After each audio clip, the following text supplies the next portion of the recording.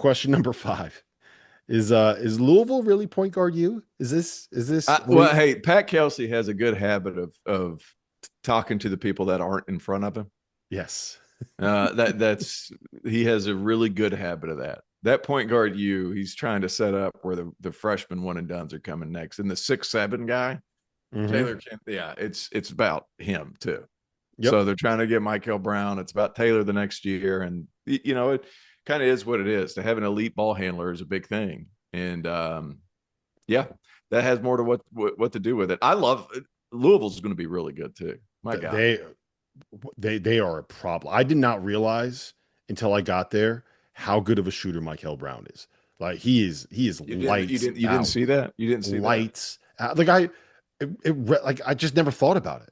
Like I was like, oh yeah, he's a great point guard. He's a bigger guy. Like he'll probably be able to make enough. We watched him rip off 25 in a row, To. Like it was nothing. 25 straight threes. Like it was nothing.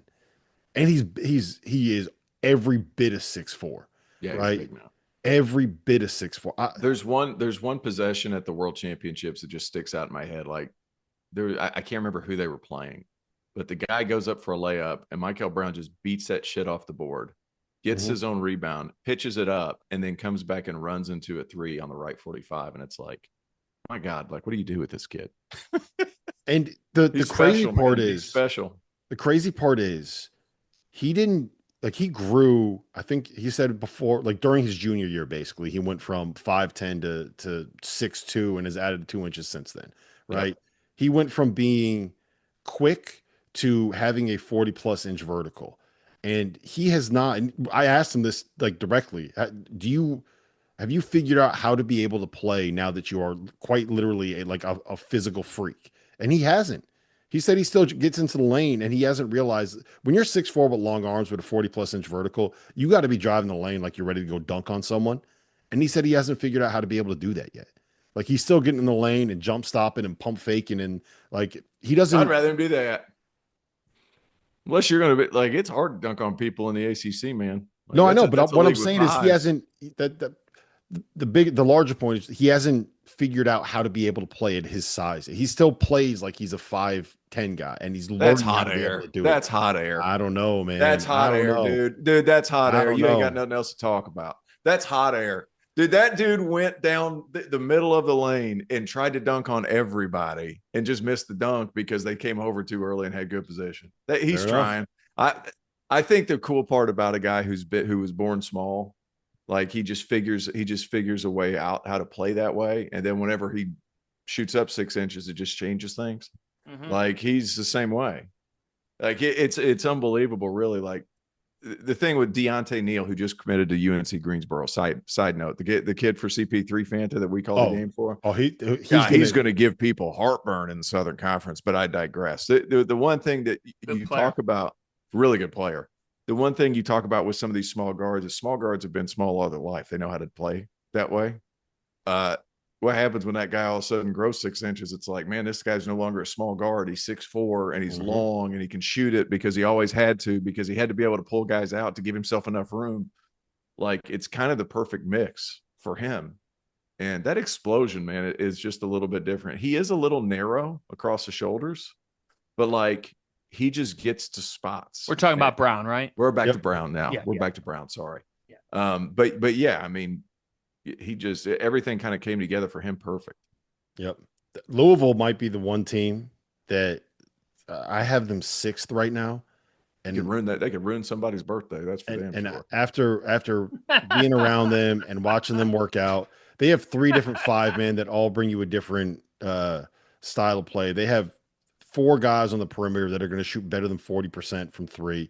They can go with four small guards, like the Woolley kid from Kennesaw State. It's good. One, he has one of the deepest Southern accents that I've ever heard. Like, who's the guy on the Panthers?